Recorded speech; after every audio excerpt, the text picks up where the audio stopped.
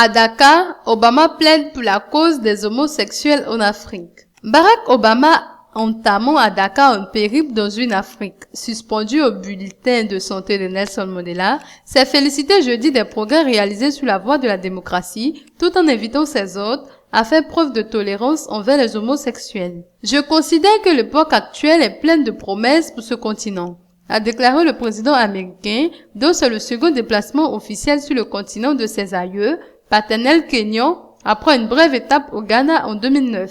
Bien trop souvent, le monde néglige les progrès extraordinaires que l'Afrique réalise, y compris pour consolider la démocratie, a ajouté lors d'une conférence de presse le premier président afro-américain de l'histoire des États-Unis. Il a néanmoins invité les pays africains à cesser de discriminer les homosexuels en soulignant que le sort réservé à ces derniers sur le continent restait controversé. Il en a profité pour se réjouir de la décision mercredi de la Cour suprême américaine affirmant l'égalité civique devant le mariage et rendant par là les couples homosexuels éligibles à la même protection sociale que les hétérosexuels. C'est une victoire pour la démocratie américaine. Le principe de base selon lequel nous sommes tous égaux devant la loi est au cœur de ce que nous sommes, nous, Américains. L'ONG Amnesty International avait encouragé Barack Obama à évoquer la question du traitement des homosexuels lors de son déplacement en Afrique, où cette question reste souvent taboue pour des questions religieuses. Au Sénégal,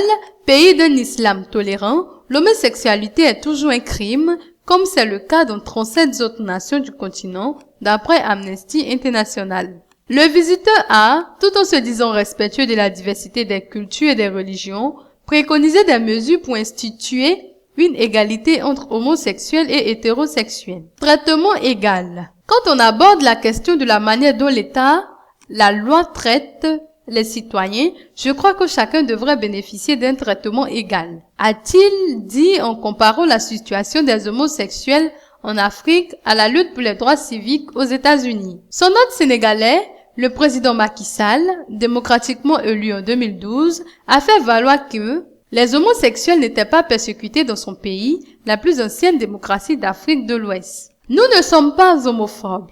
Le Sénégal est un pays qui respecte les libertés. Les homosexuels ne sont pas persécutés, mais ils doivent pour le moment accepter les choix des autres Sénégalais. Le président des États-Unis a été accueilli avec beaucoup de chaleur dans les rues de la capitale pavoisée aux couleurs des deux pays. Lors de sa visite au siège de la Cour suprême à Dakar, Barack Obama avait fait l'éloge de l'indépendance de la justice sénégalaise qui cherche à lutter contre la corruption et poursuit l'ancien président tchadien Hissène Habré, réfugié à Dakar et accusé de crimes contre l'humanité. Les échanges commerciaux et les investissements à travers le monde convergent de plus en plus vers des lieux régis par les règles et les tribunaux jouent un rôle important en la matière, a-t-il observé. Le chef de l'exécutif américain a annoncé avoir demandé à l'administration américaine de conclure un nouvel accord sur le commerce et sur l'investissement avec les pays de la Communauté économique des États de l'Afrique de l'Ouest, CEDEAO. Washington cherche aussi à proroger la loi sur les chances et la croissance en Afrique, AGOA, signée par Bill Clinton en 2000, qui expire dans 2 ans et réduit les barrières douanières pour les pays appliquant les règles du libre marché. Barack Obama, qui s'est rendu sur l'île de Gorée, lieu de mémoire de la traite négrière au large de Dakar, est attendu ce week-end en Afrique du Sud, où la population se résigne à la disparition prochaine de Madiba, 94 ans, avant de terminer son périple par la Tanzanie.